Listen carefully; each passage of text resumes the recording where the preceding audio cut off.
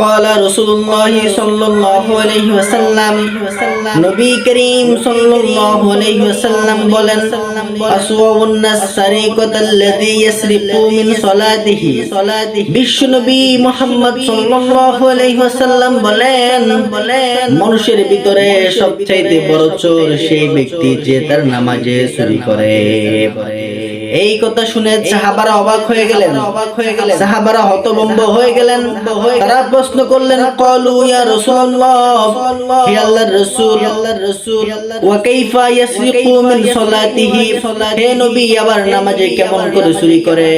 নবী করিম সাল্লাল্লাহু আলাইহি ওয়াসাল্লাম বললেন, লা ইয়াতিমু রুকুআহা ওয়ালা সুজুদাহা, অতএব নামাজের ভিতরে চুরি করা হচ্ছে লা ইয়াতিমু রুকুআহা ওয়ালা সুজুদাহা, সে নামাজের রুকু এবং সিজদা ঠিকমতো করে না, নামাজের রুকু এবং সিজদা সুন্দরভাবে করে না।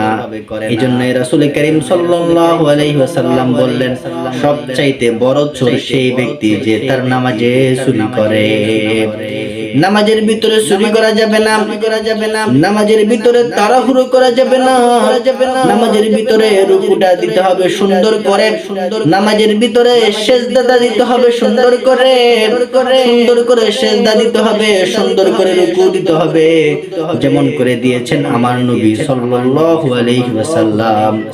আমার নবী যেমন করে নামাজ শিখিয়েছেন, আমার নবী যেমন করে রুকু শিখিয়েছেন, আমার নবী যেমন করে সিজদা শিখিয়েছেন, সেভাবে সুন্দর করে রুকু দিতে হবে, সিজদা দিতে হবে। অন্যথায় রুকু এবং সিজদা যদি সুন্দরভাবে না দেয়া হয়, রুকু এবং সিজদা যদি যথাযথভাবে সুন্দরভাবে না দেয়া হয়, তাহলে নবী করিম সাল্লাল্লাহু আলাইহি ওয়াসাল্লাম তাকে সবচেয়ে বড় চোর বলে আখ্যায়িত করেছেন।